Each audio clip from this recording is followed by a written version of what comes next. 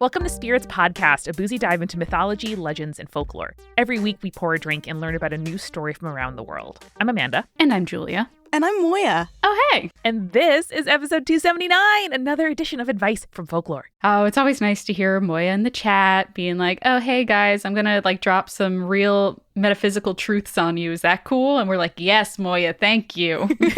I look forward to this every month. It's one of my favorite things to record. I love it. Yay, that makes us happy. And it's one of our favorite things to record as well. Yay. Well, as much as I love hanging out with y'all and shooting the shit, listen, daylight has saved, all right? It is spring. There is more light outside. My body tells me it's 1 p.m., but the clock says it's noon. So let's put our time to good use and help the people, shall we? Let's do it. All right, this is titled Afraid to Crush a Crush from Norpa on Instagram. I'm afraid of ruining the friendship I have with my crush, but want to tell her. Help would be great. Norpa, I got you. I have channeled a very appropriate god, I think.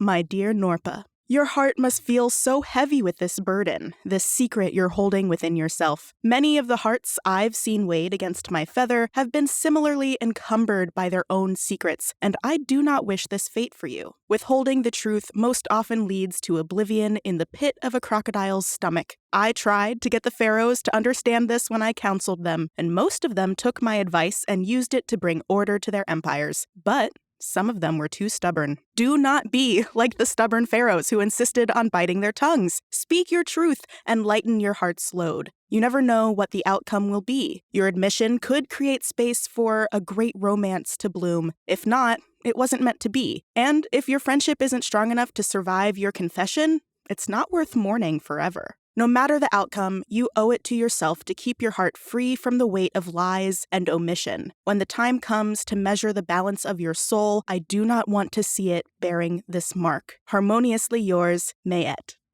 Yay. Yeah. One of my favorite images from folklore is the weighing of the feather. It's beautiful. Yeah, very evocative because, whose heart is actually lighter than a feather? Hopefully ours are.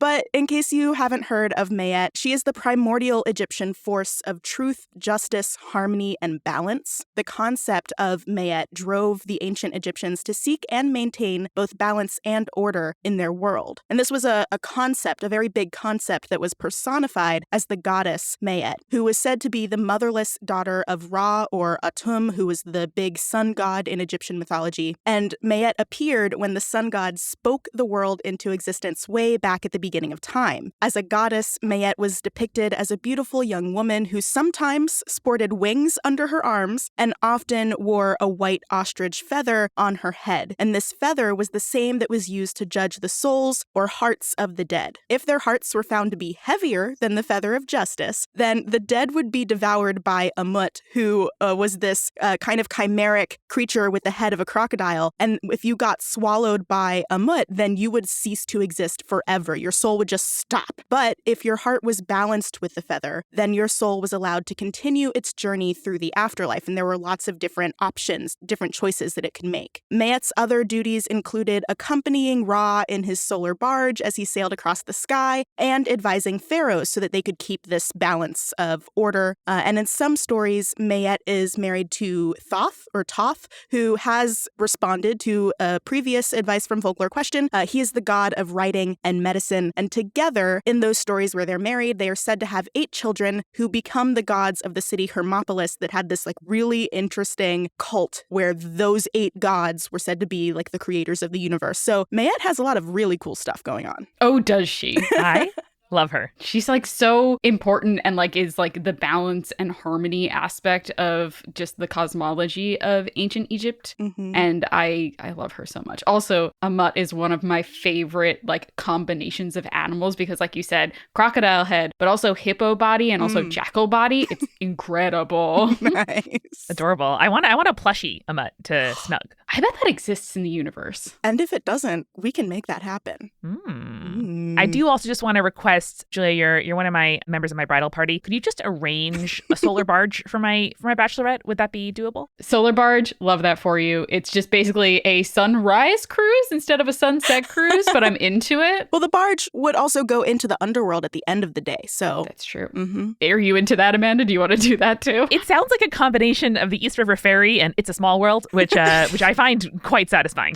Woo! But Moiya, I loved this advice. I love the images that you touched on. What do you think spoke to Ma'at in this question? Yeah, so I felt a call to this question because I had a similar conundrum. My partner and I were friends for a long time before we started dating, and I actually made the decision to tell him that I had feelings in an Uber pool on the way to a party we were both attending. Yay! Moiya, were there other people in the car too? Yes, that's the point. So I was going to this party. I had been feeling feelings for a while, and I, like Norpa, didn't want to ruin the friendship we had. But I got into this car. There were 2 other people already in it, and I just decided to ask them for their advice. I was like, hey, Uber pool friends, I need to ask you a question. And they were so helpful. It was a long drive. We were going from the Upper West Side to the Lower East. And the whole time they were discussing with me the pros and cons of expressing my feelings. And we ultimately decided that I should tell him what I felt because, like Ma'at says, you don't know what the outcome will be, but you shouldn't let the fear of a bad outcome keep you from speaking your own truth. So I did, and now we're engaged, so the outcome was okay. I love that you use the Uber pool like a panel of judges. Yeah. Very similarly to the panel of judges that judge you in the Egyptian underworld. Yes. I bet both of those people tell the story to this day, which just makes it feel like, Moiya, you have become an urban legend. Like you have become a folkloric story in 2 other people's lives, which I think is fantastic. Oh, that's all I've ever wanted. It's like Cash Cab, but a dating advice show, which is honestly my dream job. Amanda, can we pitch that to a television station being like, hey, what if Cash Cab, but dating? Yeah. Copyright, TM.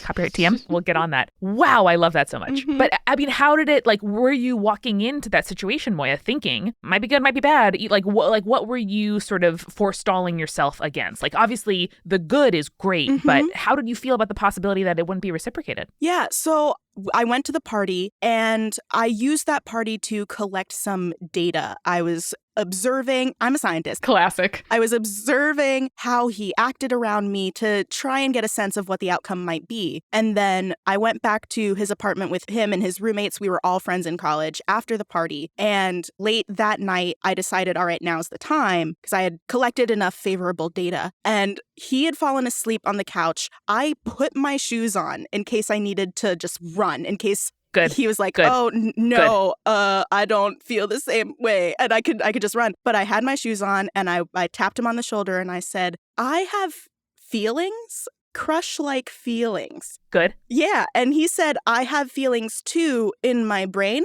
which that's where the feelings happen. But I was more worried about if he had feelings for me in his junk, you know? Sure. That's also important in this case. Yeah. So I was just steeling myself for the worst, but I also knew that if the worst came, then I would be okay. I would run out of that apartment and be fine. In terms of like worried that it would ruin the friendship, how did you feel about like approaching that scientifically? Scientifically. Quantitatively with measurements and everything. We had been friends for 2 years. I felt that our friendship was strong enough that if he didn't feel the same way, that we could still be friends. But also, like Ma'at says, if not, then, you know, I would have been sad about losing that friendship for a while, but if it's not that strong, then what? Like it's not that worth it. Right. That's so right. Oh man, I am so in love with this. This makes me just love being your collaborator and friend even more.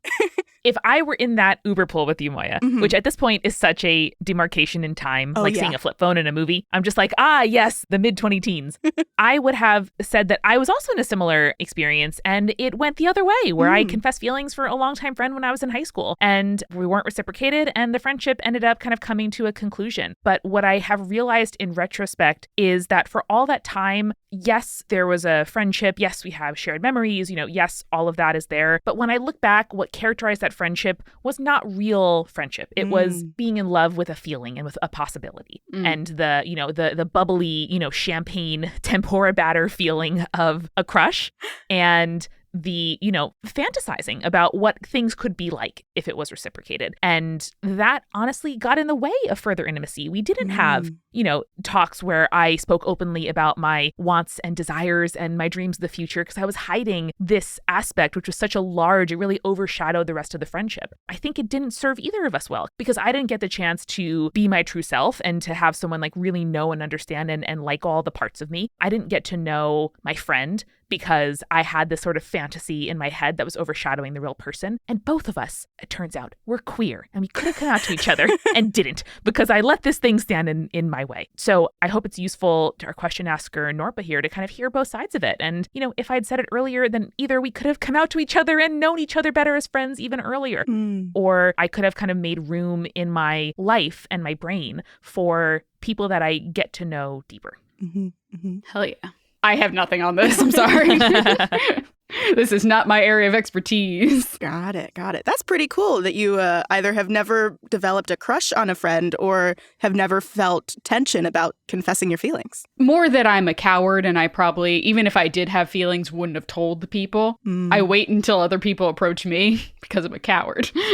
I think you are careful. There you go. You're protecting yourself. Exactly. I just don't want my feelings to get hurt. Yeah. Well, I feel like we have a real kind of rich menu here. We have a pro, we have a con, and listen, ultimately, Norpa, your friendship will be stronger or you will clear room in your life for new stuff. And I believe in you. Gather some data, talk to some strangers, let us know how it goes. Hell yeah.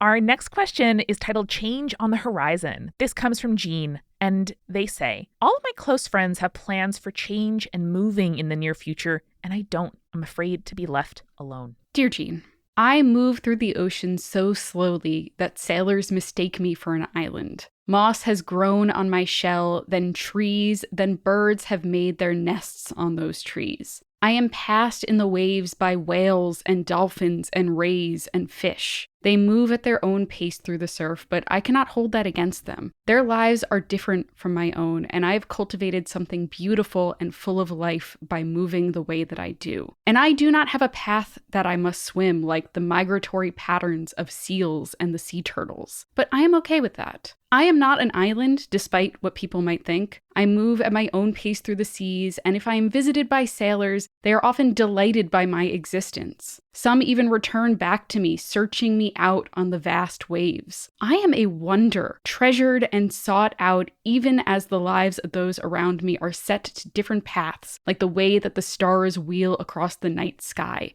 Just because your path is not set in stone or on the currents or migratory patterns does not mean that you are not moving or that your movements are pointless. You are also treasured and will always be sought out, even if the sailors and the birds that love you dip in and out like the backs of dolphins among the waves. As an island, if you ever need rest, the Aspidocolone. So, the Aspidocolone is a sea creature, depending on the source. It is sometimes a large whale or a giant sea turtle or sometimes just a giant sea monster that is large enough to be mistaken for an island or even a continent. They are so large and so ancient that they have their own soil and plant life on their back, and its name is a compound of the Greek word aspis or shield, and then kelon or turtle. So this type of creature is actually fairly common, not only in European traditions, which gets the name of this particular creature, but you can find stories like this around the world. So we see something similar in our Sinbad the Sailor episode, for instance, where they land on what they think is an island, but is in fact a large whale with like rare fruits and plants on its back. The story of St. Brendan says that he had landed on the back of a giant fish called the Iasconius and celebrated Easter Mass there, and then returned every Easter for 7 years to celebrate Mass there, which I think is very cool. The Aztecs believed that the land was created from the corpse of a giant crocodile. In Singapore, Kusu Island is said to be named for a turtle that transformed itself into an island in order to save 2 drowning sailors. And both the Lenape and the Iroquois have stories regarding a giant turtle. So in Iroquois oral tradition, it is said that Sky Woman fell down to the earth, but it was during this time where it was covered with water, or a great cloud sea, as they call it. And so animals followed her down in an attempt to help her. And it was Muskrat who managed to dive all the way down to the bottom of that ocean and then gather land, which they then placed on the back of a turtle. As more dirt was piled onto the back of the turtle began to grow and grow until it made up the land as we know it. So you may hear a lot of indigenous people refer to North America as Turtle Island in reference to this creation story. When I was reading this, I was like, what is something from mythology that moves slowly, that resembles an island, but is not in fact an island and is moving at its own pace through the world? And I thought, like, this really kind of encompasses that. And this idea that everyone has to like follow the same path, has to hit the same beats and the same marks in their timeline is something that we've talked a little bit about before, but you can do things at your own pace. Your own pace is beautiful and important. And just because like all of your friends are having kids, or all of your friends have like 10-year plans where they're going to invest money and be millionaires or whatever, I don't know, doesn't mean that what you're doing is not important, and doesn't mean that just because you're not certain what your path is means that you're going to be left behind. Totally. Yeah, I love that advice a lot. It's so easy, especially these days with social media and different social expectations and pressures, to compare yourself to other people. But we didn't all start at the same place. We are not all running the same race. It is bad science to compare yourself to the life adventures of other people. That's so true. And if you are worried about being left alone, that's something you can also bring up. And you can say to your friends, I am so excited for you, and I want to make sure we stay in touch when you move, you know? Or how can we fit a friend date into your grad school schedule? You're having a baby. How can I come hang out with you if our hangouts don't involve going to bars with just the two of us? You are allowed to kind of say to somebody, I am so excited for you. How can I make sure that I fit into your new life, or that, you know, the things that I love and value about our friendship, do that. If it's more existential, I think the advice that Julia and Moiya have shared is really useful as well. And, you know, if it helps you to know that just as you might kind of envy others, they envy you, some of them might really envy your stability right now. If people are moving by choice or not, I know it's something both of you are dealing with right now, maybe they are very jealous that you're not moving. Maybe they're very jealous you've lived in the same apartment for 7 or 8 years. Maybe they're very jealous that you know, are in your job and it's fine and you don't have any plans to move right now. Not that that's sort of a necessary requirement for feeling good about your own life, but I do think it can be a useful starting point if you're beginning with saying, oh man, they're like doing things that, you know, look flashier and they're making announcement posts on social media and I'm kind of here. There is also a lot of value to having a life that is so stable that you have routine, an island that is moving so imperceptibly that trees can grow on the back. Yeah. To your example that you gave, Amanda, before, like being like, oh, I know you're having a baby. Like, how can we make this work? I was in a similar situation where both one of my friends recently had a baby, another one had a baby about a year ago. And I have seen more of those people since they had a baby than before they had a baby. And it's just because, like, no, they don't want to like go out and like go to a restaurant because like trusting a babysitter and like finding one is like kind of difficult sometimes. But whenever I go to their house, I'm there until like 1 a.m., 2 a.m. because they're just like, I need social interaction, please, as other adults like come hang out with me. And I know that like there's something very isolating about like having a child and hanging out with your non-child having friends, but at the same time, like you still want to see your friends. You just kind of have to change the way that you hang out, like you were mentioning. And I think that's partially to your and Jake's credit, Julia, that you're able to say, like, no problem, we'll come over at 8, you put the kid down, we'll hang out afterward. Like, we'll amuse ourselves on the couch as you guys do your bedtime routine, and then you can hang out afterward. And maybe your voices are a little softer, but you're still having fun. And I think that's a really good example about how just because your lives don't look the same on paper doesn't mean you can't find connection in new ways or new kinds of connections in the ways that you're used to. Yeah, 100%. Absolutely. I'm sure they'll really appreciate you reaching out because those times of transition can be really stressful and they don't always leave time to reach out to your friends. So if you, as the more stable person or the person who is not in a stressful time of transition, can reach out, then I'm sure they would appreciate it. 100%. Totally. Let's now move to Paths to a Dream. This comes from Kev on Instagram, who says, "What do I do when I've run through all the roads to my dream and failed every one of them? Give up?" Dear lost Kev, my more sinister kin take great pleasure in leading people away from the right path, even a kind of pride. I have never understood what they like about confusing, hapless, wayward humans. But even more perplexing are the humans who trudge their way home after realizing they're on the wrong road or finding their path blocked by a fallen tree. Those humans give up too easily because they haven't spent enough time in these North Woods to know that there's always another way forward through the thicket. But every once in a while, a human is led astray by one of my deceptive brethren who refuses to give up. Their destination is too important to let anything like an unfamiliar patch of woods deter them, so they explore new paths forward. And these are the humans I choose to help find their way, the ones who insist on helping themselves. Rarely does the new path resemble the paved and well-trodden road that the human expected. Sometimes I direct them to take to the trees and hop across the branches, or burrow under an especially dense underbrush. I have no allegiance to these trees, so I also remind them that if they're desperate and reckless enough,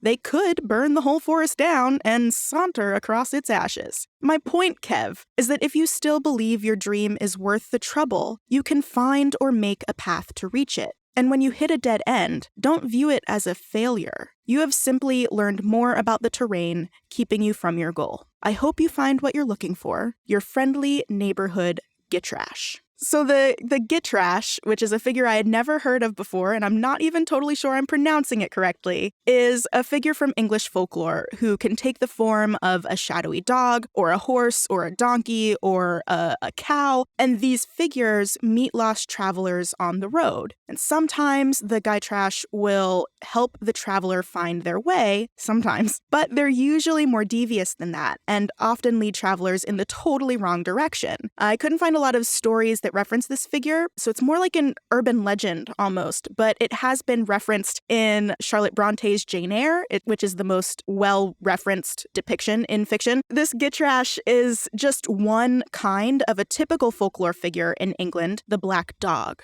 These large, shadowy figures sometimes have glowing eyes, sometimes those glowing eyes are because they're on fire, and they're usually seen as evil because of their association with the devil. But the Gitrash seems to be one of the few black dog types who is occasionally benevolent. I thought that it was an appropriate figure to channel for this question because we all, I think, understand what it's like to lose our way as we're trying to make our way towards a specific goal. And sometimes it can feel like we're being led astray by the realities of life, maybe intentionally or not by other people, but sometimes it can also feel like we're being led in the right direction. So I think it's nice to think of the Gitrash as that thing leading you there. I love that.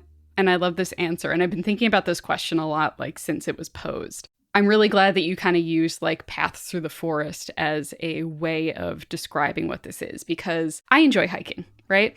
I love a good hike. And I was thinking about sometimes you go hiking and the path that you usually go down is muddy because it rained. So you can't go down that path, right? Or maybe a tree has fallen and it makes it inaccessible to go down at this moment. But if you go and you visit the same path another day, the path will be dry or that tree will have been moved. So I think a lot of times that we talk about I've gone through all of the roads that will lead to my dream and I have found a dead end at the end of each one. A lot of times success is luck and being in the right place at the right time or doing the right thing at the right time. So just because you feel like you have gone through every path in order to get to your dream, it might be useful to revisit some of those paths at a later date because maybe it just wasn't the right time at that moment. Maybe trying again now, later, with the circumstances being different, will allow you to find a way through the path.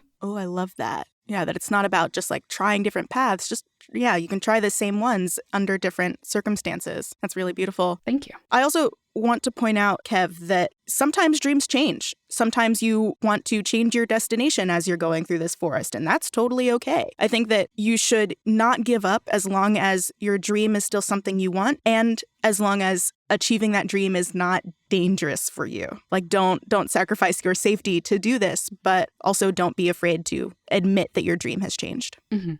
Totally. I find myself often kind of thinking about a measure of success that isn't the dream. And when I realize that something is not actually right for me, it's usually because I've failed at it or someone said no to me. For example, I didn't think that running a business was my dream. I thought that working in podcasting was my dream. But when I kept getting rejected from all the jobs I applied for, I was like, all right, well, I'll just, keep working on it, I guess, and like make money a different way. And eventually was able to make money doing this the way I wanted to. And it's not because anyone said yes to me or any of the roads that I tried, any of the like dozens of job applications I put out there were approved. All of those roads got turned off. Like I wasn't able to make any of those turns. Nobody said yes. And instead, I kind of uncovered the real dream, which is, actually, I, didn't choose it. It was sort of the option that was left, but I have found a lot of happiness and joy to the extent that now I look back and I think, thank goodness, because I could not have gotten here if all those no's hadn't happened.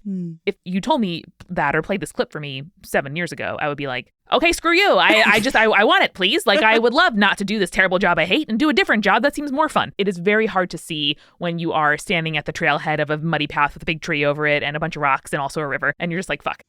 But I hope that this helps put it into context and tells you that no one's ever lost forever, right? Like no path is ever truly, completely done. It is a no for now most of the time. It's like the stories of, people who get published at 65 or something like that after trying to get published for 30 years. Eventually, usually something gives. And even if it's not the thing that you're expecting to give, there is a way out of the forest, whether it's turning back around or going through or finding a different path. And I know it sounds so cliche, but so many people truly let that dream exist only as a dream, right? It's like a crush that is forever a crush that's unspoken. And you never have to kind of reach that tipping point of, all right, is it going to happen or isn't it? And I hope that you can really be proud of all the efforts you've made so far and let the result that you measure not be what other people say or, a yes you get from others or the, material circumstances, but your efforts. Like you checked the thing off your list, you attempted it. That's the ROI that I want you to measure. That's the check mark that I want you to check is tried it. Excellent. No for now. Let's move on. And it's so hard to do, but in the same way that writers keep folders of rejection notices, or I know writers who say, I want to get at least 20 rejection notices this year, because that means that you had to apply to at least 20 things. And, you can't control the outcome, but you sure can control what you do. And it's so hard. It's so relentless. I so understand where you're at, but that's the journey. Yeah. Well, Kev, we wish you a lot of luck. And in the meantime, let's go grab a refill. Let's go. Hey, Julia. Welcome to the refill. Oh, hey, Amanda. I know we left Moiya in the other room, and I feel a little bit bad about that, but we'll be sure to bring back snacks. Absolutely. And we are going to first and foremost welcome our newest patrons, Paige and Josie. Thank you so much for becoming patrons of Spirits. You join our many hundreds of patrons, including notably our supporting producer level patrons. Alicia, Ann, Fruity Chick, Hannah, Jack Marie, Jane, J. Bay, Jessica Kinzer, Jessica Stewart, Nieselkins, Megan Moon, Phil Fresh, Captain Jonathan, Malachi Cosmos, Sarah Scott, Taylor, and Zazie, and those legends of folklore and mythology of advice podcasts, Ariana, Audra, Bex, Clara, Iron Havoc, Morgan, Mother of Vikings, Sarah, and BM Yep Scotty. Amanda, the legend level patrons, they brought a jigsaw puzzle that people are just kind of like doing as they wander through the party. And I think that's such a great idea. So cute. Piece by piece. Collaborative art. I love that. And you can join our collaborative art by going to patreon.com/spiritspodcast. For as little as $1 an episode, you can help support the show, make it happen, help us pay our guests and our new researchers, and keep the show going and growing. Yeah, absolutely. And we're so appreciative that we can go and grow. Julia, tell me, what have you been reading, watching, or listening to that me and the listeners might enjoy? Amanda, I, much like the rest of the internet, have been watching Our Flag Means Death on HBOMax. Tell me all about it. Amanda, it's queer pirates, first off. Incredible. And I want to preface this. It's queer. They are not queer baiting you. The characters kiss. It's a rom-com, technically. They kiss? There's kisses. And it's not just like the main couple is queer. There's like at least 2 other queer relationships on the show that are canon. And it's great. It's a great show. If you love pirates and also queerness and like Taika Waititi and that kind of like brand of comedy, this is the show for you. I almost don't know what to do with myself because I'm so used to it being like, oh, maybe these people touch hands longingly and maybe it'll happen. Yeah, that's why the internet is freaking out because they're like, we're not getting queer baited for once. They're not going to just like, it's confirmed because they hugged for a long time. No, they kiss. Yeah. Damn. I got to get on it. Yeah. Much like our other shows on Multitude, you gotta get on it. And this week we're recommending Horse. Horse is a podcast about ridiculous stories, internet drama, and some of the biggest, baddest personalities out there today, all from the world of basketball. And listen, I'm not a basketball fan. I used to, with a bartender, play a game where he would name a city and then I would guess what the basketball team was. And I was normally very wrong. But I can't play that game anymore because now I listen to Horse and I know exactly what all the teams' names are. You couldn't possibly guess that Utah's team is named the Jazz. No. But I learned that it was moved from elsewhere and then it went to Utah in discussion of all of the fun mascots and jerseys and names. There's so much to enjoy in Horse. So look up Horse in your podcast app or go to horsehoops.com. It's Horse because basketball is more than what happens on the court. Check it out. Julia, it is also worth checking out our sponsors today. First, we are sponsored by Skillshare. This is a wonderful online learning community that's offering our listeners a free trial of premium membership. If you want to learn skills for your job, hobbies to relax to and spend your time on, or just videos of professionals doing things and soothingly instructing you, this is my ASMR, frankly, is competent people teaching me how to do the thing that they do, whether that thing is watercolor or ink drawing or knitting or sending better emails, or like time efficiency and planning your days. You can find it all on Skillshare. For me, my favorite class recently has been Baking for Beginners with Shivesh Bhatia because I love cooking, but the exact nature of baking makes me very bad at it. And so I wanted to kind of hone my skills. And I learned how to and this is a beginner's class, I learned how to make a very easy recipe for rose and pistachio cupcakes. And they're beautiful and they taste delicious. Love it. So go to Skillshare.com/spirits for your free trial of premium membership. That's Skillshare.com/spirits. Amanda, I moved recently, and so I'm kind of discovering the new restaurants around me. And one of the best ways I've found of doing that is opening up my DoorDash app and seeing what restaurants deliver to my new address. And it has been so much fun being like, ooh, okay, well, I found a new Indian place. Let's try it. I wonder how the tiki masala is. And it has been absolutely a delight. And thankfully, DoorDash makes it incredibly easy to order food directly to your door and get what you want to eat right now and right there to that door with DoorDash. You can learn about new restaurants in your area that you love, like I am doing. You can also order from restaurants you love. You can get groceries delivered. You can get other essential items delivered with DoorDash. You can get drinks and snacks and household items in under an hour. What if you're like craving late night ice cream, or you forgot that one key ingredient for dinner, or maybe you just need to stock up for the week? DoorDash is going to do that for you all in one app. And for a limited time, our listeners get 25% off and 0 delivery fees on their order of $15 or more when you download the DoorDash app and enter the code SPIRITS. That's 25% off, up to $10 in value, and 0 delivery fees on your first order when you download the DoorDash app on the App Store and enter code SPIRITS. Don't forget, that's code SPIRITS when you get 25% off your first order with DoorDash. Subject to change. Terms apply. Terms apply. And finally, Julia, we are sponsored by BetterHelp. Relationships, they take a lot of work, especially the one you have in your life that is the most important, that should be number one, the thing you put the most time and energy and resources and care into. What is that, Julia? It's you. It's you. Not you, Julia, my BFF. It's me, Amanda, myself. The person listening to this, it's you. Exactly. It's you. The relationship you have with yourself is so important. And just in the way that if Julia said, SOS, need help, I would hop on the first damn train out to the undisclosed Long Island location where you live. I want to bring that level of care, attention, and just love to myself. So that is why I make time each week for therapy. That's why I do my little self-care steps of taking my walks and taking my baths and taking my little meditation time at the end of the day. And BetterHelp is how I do my therapy. This is, of course, online therapy that offers video, phone, and even live chat sessions with your therapist, so you don't have to see anybody on camera if you don't want to. It's much more affordable than in-person therapy, and you can be matched with a therapist in under 48 hours. Give it a try and see why over 2 million people have used BetterHelp Online Therapy. This podcast is sponsored by BetterHelp, and Spirits listeners get 10% off their first month at betterhelp.com/spirits. That's BetterHelp.com/spirits. And now, let's get back to the show. All right, Moiya, this is the part where we always ask you, hey, what you drinking right now, Moiya? What you got? Okay. So I recently returned from a trip to Austin, Texas for work.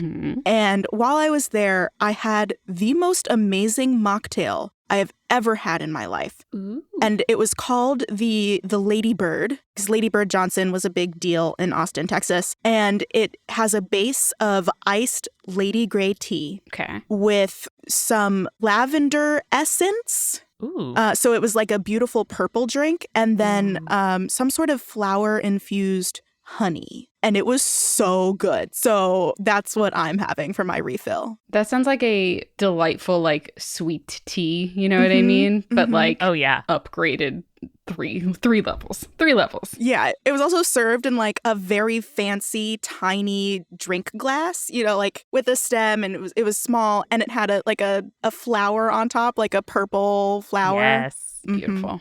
I did eat So that cute. flower. Yes. Heck yeah. If they put Adorable. it in the cocktail, it deserves to be eaten. That's how I feel. Incredible. I also have been trying to rock the mocktail train lately. And like, you know, I don't like have a bunch of like fancy juices or anything in my house or anything like that, especially since I'm currently downgrading so that I can move. But I am trying to use up a lot of my cabinet space and like get rid of things that are old or I haven't used in quite a while. So I've been trying to make a bunch of like weird simple syrups to just like put in seltzer and see how I like it. So that's been my jam lately. What's your favorite one you've made? I love a Szechuan peppercorn syrup just in general. I think it's delicious. And it like adds kind of like a tingly, savory flavor to the things that you're drinking, especially if you're like balancing it with something very sweet. And I've also done recently I had this super fruit loose leaf green tea that I made into a simple syrup, and I let it sit in the fridge. Like I tasted it when I first made it. I'm like, that's okay. And then I let it sit in the fridge overnight. I'm like, oh, this is very good. Ooh. That over like any flavor LaCroix, fantastic. Nice. So good. I have been just continuously keeping iced hibiscus tea in my fridge and adding a touch of simple syrup or even maple syrup. And listen, you can use your cocktail shaker and just shake it and then put it in a fancy glass. And hey, it's frothy. It's delicious. I love it. Hell yeah. I love that for you. Well, with our mocktails and iced teas in hand, let's turn to help Melina. This question is titled Proactivity in the Moment. And they say, how do I be more proactive in my life? Living with ADHD makes being proactive, ... challenging. Yes, it does. Yeah. Julia, what do you, but also the gods have to say? Yes, I have a lot to say, but the gods will also speak through me. Melina, before there was anything, there was chaos. The chaotic waters of the primordial sea, full of potential, were just waiting to be plucked from. I was that sea, and one day the sun rose from me, and with it the world. And in that moment, it became clear that even though I was made of, an infinite chaos, that I was capable of making something beautiful and surprisingly ordered. I believe that perhaps you think that you too are made of chaos, and at times it is difficult to try to pull something ordered out of you. Left to your own devices, it is easier to let thoughts and feelings swirl in you as they please. But there are moments where you may, because life is like this unfortunately, need to have some order. I would direct your attention to the goddess Ma'at, as she is perhaps more qualified for the actual order of things. But I am telling you that you have the capacity for order, even among your chaos. Oftentimes, people like us forget that. We prefer the swirl of everything because it is easier, but we are capable of some semblance of order, especially when there are others there to aid us. Yours in chaos, and occasionally order. Heh. So, Heh, it's H-E-H. So satisfying. He is the personification of eternity in ancient Egyptian mythology. As I feel like we've talked about on the show before, the Egyptians believed that the world was a watery chaos before, as you talked about before, Moiya, the sun rose from it the first time and the world emerged from that chaotic sea. So the quote-unquote flood, as it was referred to, was the embodiment of chaos and infinite in these like never-ending primordial waters. So He's name also represented for the Egyptians the number of 1 million in hieroglyphs, which which the ancient Egyptian mathematicians considered the equivalent to infinity, which is very funny now when you think of like what $1 million is or a million of a thing is. But, you know. So he was also, because of that, called the god of millions of years, which I think is a very, very cool name. Wow. He was usually depicted as a man, and so he was either shown as a frog or a frog-headed human, but sometimes he was also depicted as a woman, and in that form as either a snake or a snake-headed woman. He is also shown holding a palm stem in each hand, which represented long life. So... in giving you advice is basically here to tell you like, hey, yes, your mind can feel chaotic at times and the world around you can feel chaotic at times, but even the embodiment of chaos has found order in the past and you are capable of finding that as well. In terms of practical ADHD productivity advice, I find that because ADHD is in and of itself like one, a lack of dopamine, and two, kind of a memory disorder, there are two things that I would like recommend doing in order to be proactive. One is break everything down into tiny tasks, because once you achieve that tiny task, boom, dopamine. And your brain is like, ooh, yes, thank you. I love that. I did check that off. You're welcome. Yes. So like just crossing things off to-do lists is like such a dopamine blast, and you're like, ooh, yeah, okay, one scene done. If like you're like editing or that kind of thing. And then, you know, if you break something down into little tasks, so much easier. And then from the memory aspect, if you remember to do something, write it down immediately or do it immediately, because that's a big ADHD mood. But also I find that like, so for instance, I have to go get my hair cut because I have an undercut every 2 weeks. When I go to my hairdresser, she is like, all right, so you're scheduled out for the next month. Let's just bang out the next 4 months on the calendar. I'm like, thank you, Jill. Otherwise, I would forget to schedule things. You know, like I would straight up be like, I meant to call you and now it's been 4 weeks since I got my last haircut and I need to like, I look scruffy. So the idea that like you can in the moment be like, hey, I know I'm going to forget to ask you to schedule more time to hang out or get this thing done or make appointments. Can we just like plan out the next month or so? That is so helpful for someone with ADHD because having a calendar of reminders and not having to like follow up is extremely useful.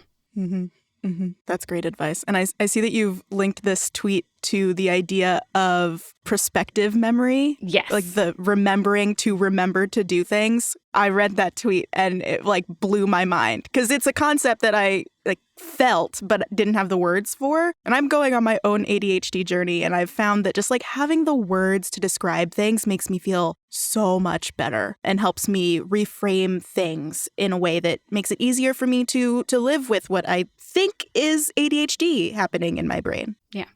The thread that Moiya mentioned is a thread by Jesse J. Anderson, and it references this study about prospective memory mediating the link between ADHD symptoms and procrastination. So very much worth a read. I will link it in the show notes of this episode. And it's exhausting. Needing to remember to do things is exhausting. So I'm hearing that you both have a ton of really great strategies, many of which mirror things that I do from a depression perspective. So, you know, thumbs up for synergies in letting systems remember for you, outsourcing things so that you don't have to have that extra effort of remembering to do it. Instead, you have an app or a calendar or a friend or a system or a routine that lets you not remember something extra. Two things that have really helped me feel and be more proactive are one, recognizing when I am naturally most productive. I spent a long time trying to force myself to work on like society's schedule of getting up and starting work at 9 a.m. and then working until 5. That just does not work for me. I have so much trouble working when the sun is high in the sky. So the first step for me was learning to be okay with deviating from the typical schedule. And the second thing is actually two things. Just to like get myself to start, telling myself that I only have to do something for 5 minutes. And just like starting it and saying like, it's okay. You can just do this for 5 minutes. Usually by the end of those 5 minutes, I am in a groove and I can keep going. Another thing that has helped, if you are able, is to like physically move. If I get up and I do a little dance, or if I like shake it out, then I feel that dopamine rush. I feel a little bit of, I guess maybe adrenaline, like some energy coursing through my body. And then I feel like I can get something done. Alarms are also very useful in that too. Being like, when my alarm goes off at 10 o'clock, that means I'm starting this project or something like that. That's also why I find laundry an extremely like easy chore for me to do. Oh my God, me too. Because I put it in and then I leave it for a long time and then it beeps and lets me know when it's done. And I'm just like, oh, this is fantastic. Like, you're letting me know I don't have to remember to change the laundry because the machine is telling me, oh, hey, it's time to change the laundry. Mm-hmm. Oh my gosh, I love laundry for a completely different challenge, which is that initiating social engagement feels really overwhelming when I am really in my depression. And so I make phone calls to my family members when I'm doing laundry because by the time I'm on the phone with them, you know, it feels lovely and I'm into it and I'm glad to do it. But just giving my brain the kind of escape valve of knowing, much like your kind of 5-minute trick, Moiya, that, you know, I will give this person a call and I know that I have to switch the laundry in 35 minutes and go back into the laundromat, and I'm not going to be rude and be on the phone in the laundromat. So if at the end of 35 minutes I have to say, oh, sorry, my laundry has to be switched, I got to go, I know that I can. And typically I don't want to. And I say, like, I'm going to call you back. I'm switching my laundry. But it's just such a useful thing to know, like, listen, I know this is hard for me. Wish it wasn't, but it is. And so I'm going to let the context and my system help me instead of just thinking, ugh, I ought to be different. I ought to not have this issue, and try to muscle my way through, which, hey, didn't work in gym class in elementary school. Doesn't work now. You bring up a great point, and then we can wrap up this question. But we were talking about being proactive in like a work sense, but being proactive in a social sense is also something that I really struggle with, where it's like, oh, I should call blah, blah, blah, or I should text and see how this person is doing. And if I don't do it immediately when that thought pops up, I don't remember until a week later where I'm like, fuck, I meant to call them and see how they're doing. Or I totally missed another birthday again, you know, like that kind of thing. And so I find that, like you do, Amanda, like making a association like of a task that I know I'm going to have to do, like if I'm like going on a car trip or something like that, or if I'm driving to a place or something, that's a great time to call that person and see how they're doing. So associating one proactive task with another is helpful in like making your brain want to do the thing and creating routine for it. Nice tricks. Sounds like we could have a whole show all about this. I love it. We could. But let's make sure that we get to this question from Mother of Vikings on Patreon, titled Trust My Process. They write, just started a new job with a lot more responsibility. How do I learn to trust myself to give it? Great question. Dear Mother, I did not seek to be the guardian of everyone and everything I hold dear. This role, this responsibility was thrust into my hands. At the time, I feared more than anything, more than giants or the armies of Helheim, that I would drop it. I did not trust myself to be the right Aesir for the job. But in my eternity of waiting for Ragnarok to come, I have learned that you gain your own trust the same way as everyone else, by earning it. As you do more of the responsibilities foisted upon you, you will trust yourself more to do them. I worried that someone would sneak by me when I wasn't looking and breach the rainbow bridge that connects our worlds, but no one ever did. And I fretted that the sound of my Gjallar horn would fall flat and feeble when I needed it most, but I have never failed to make a sound. This has earned my trust. If trusting yourself still seems too difficult, Mother, then don't. Trust the people who handed you your responsibilities. Have faith that they didn't make a poor decision, that they saw something in you that you cannot. My Father, the All-Father, saw all my strengths at once and knew how they could best be used. And now I use them to the best of my ability to guard my post until the end of time. I trust, even if you don't yet, that you were given this responsibility for a reason and that you will not let it slip through your grasp. Yours in love and honor, Heimdall. Amazing. I love Heimdall. Heimdall, played by Idris Elba in the Marvel movies. Shout out. Gorgeous, gorgeous human, is an Aesir from the Norse pantheon who watches over the entrance to Asgard. Heimdall is strong with gleaming skin and golden teeth. Love. Hot. He requires less sleep than the other gods, and it's said that he requires less sleep than a bird, and he has exceptionally keen eyesight and hearing. Heimdall was the son of Odin and had not one, but 9 mothers. Yeah. Don't really know how that works, but I love the imagery. Into it. I'm picturing like each one giving birth to a part of him and then it all just gets put together. I don't know. Oh, fun. I was picturing like a commune and he was like raised by a matriarchal collective, which, gold. Also that. Oh, that's nice. I was picturing like a birth circle where they like, Also I good. guess it is kind of how you pictured it, Julia, of different parts, but like instead of a conscious construction afterwards, they all just like birth something that formed in the middle of this circle. Ooh. Or like a birth circle. They could all just be like supporting each other as one person births. Yeah. Ooh, fun. Exactly. So he has 9 mothers. When Ragnarok comes, it will be Heimdall who blows his horn from Himmelbjorg, which means sky cliffs or heaven cliffs. It's his home that is right next to Bifrost, the Rainbow Bridge, and he will use his horn to alert the other gods of impending war. Heimdall is often held in opposition to mischievous Loki. They're going to kill each other at the end of the world in Ragnarok, and they also have this like cool fire thing going on where Loki is like pulling tricks on humans with fire, and Heimdall like is kind to humans with fire. There's this one story that I really thought was interesting. So on Earth or Midgard, Heimdall was known as Rig. And in one story, it says that he was responsible for fathering the different classes of humankind and setting up the hierarchical structure of Norse society.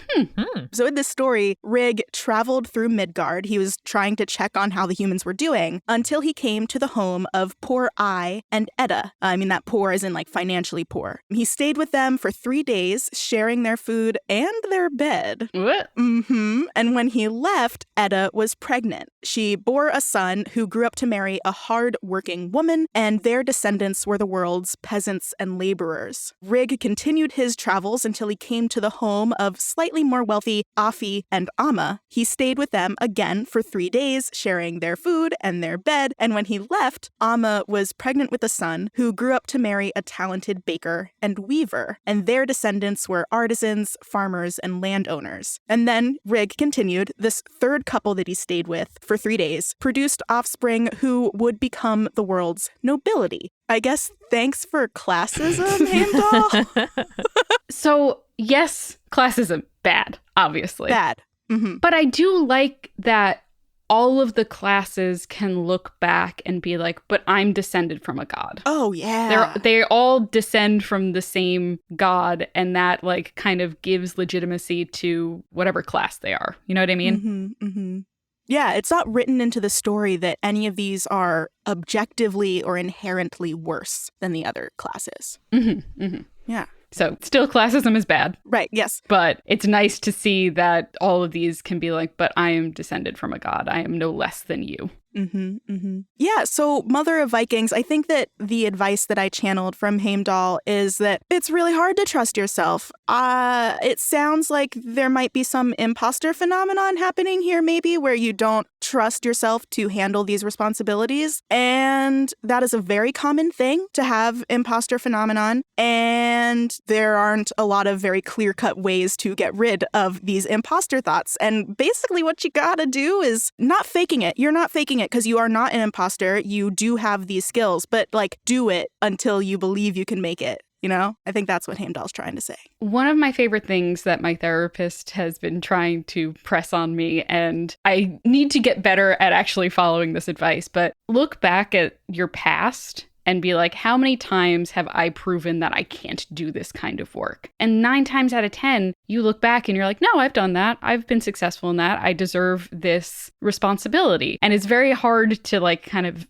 give yourself that perspective. But at the same time, you want to tell your brain like, listen, I can be trusted. I have proven that time and time again. There's no reason that I should be feeling the way that I feel about this. I shouldn't be having these imposter thoughts because I do know what I'm doing. And I know that's like a really difficult thing to tell yourself 9 times out of 10, but you are. Check back your history. All checks out. Look, you got the receipts and everything. you're good. Mm-hmm. Mm-hmm. And someone hired you who is ultimately responsible not just for the work that you do, but also your experience as their employee. And if fellow entrepreneurs with employees out there, we can talk about ourselves another time. But the beauty, Mother of Vikings, of your position is that you can say to your manager or managers, hey, I would love support in this way. Hey, is there a resource available for this? Hey, let's, check in. I want to make sure I'm doing a good job. What do you think? What's going on? Hopefully you have all these systems in place and like ample resources and places you can look and like scheduled check-ins. If, your managers aren't doing that for you, you may have to ask for some of that yourself. But I have a feeling that we all, the three of us and Mother of Vikings, share the quality of being harder on ourselves than other people ever would be on us. And so you can do a little bit of sort of confident reminding yourself that if there's a problem, someone will probably let you know. And if you are a person who is prone to,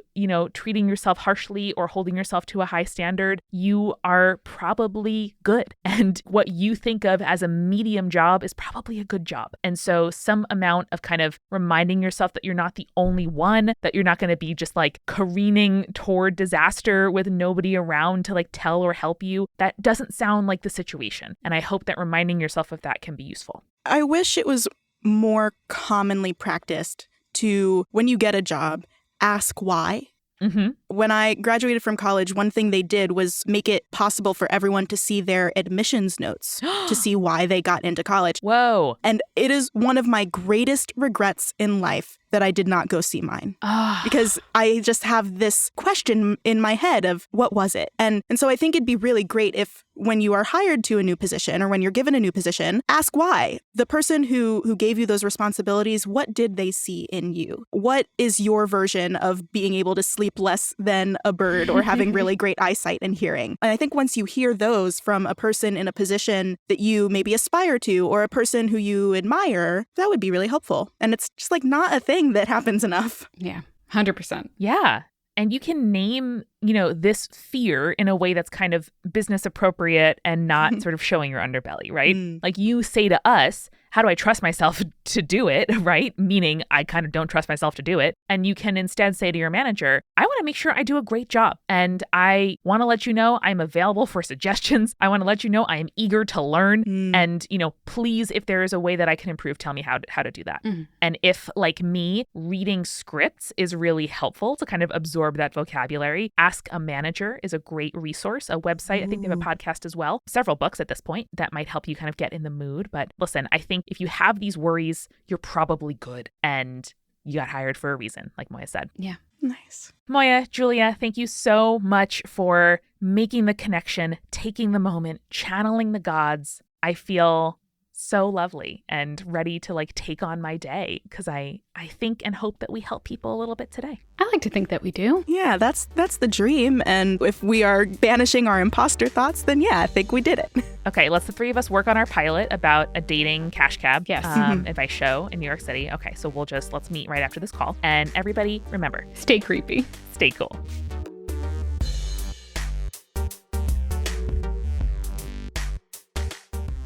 Spirits was created by Amanda McLaughlin, Julia Shafini, and Eric Schneider, with music by Kevin MacLeod and visual design by Allison Wakeman. Keep up with all things creepy and cool by following us at Spirits Podcast on Twitter, Instagram, Facebook, and Tumblr. We also have all of our episode transcripts, guest appearances, and merch on our website, as well as a form to send us in your urban legends and your advice from folklore questions at spiritspodcast.com. Join our member community on Patreon, patreon.com/spiritspodcast, for all kinds of behind-the-scenes goodies. Just $1 gets you access to audio extras with so much more, like recipe cards, both alcoholic and non-alcoholic, for every single episode, director's commentaries, real physical gifts, and more. We are a founding member of Multitude, an independent podcast collective and production studio. If you like Spirits, you will love the other shows that live on our website at multitude.productions. Above all else, if you liked what you heard today, please text one friend about us. That's the very best way to help keep us growing. Thanks for listening to Spirits. We'll see you next week. Bye.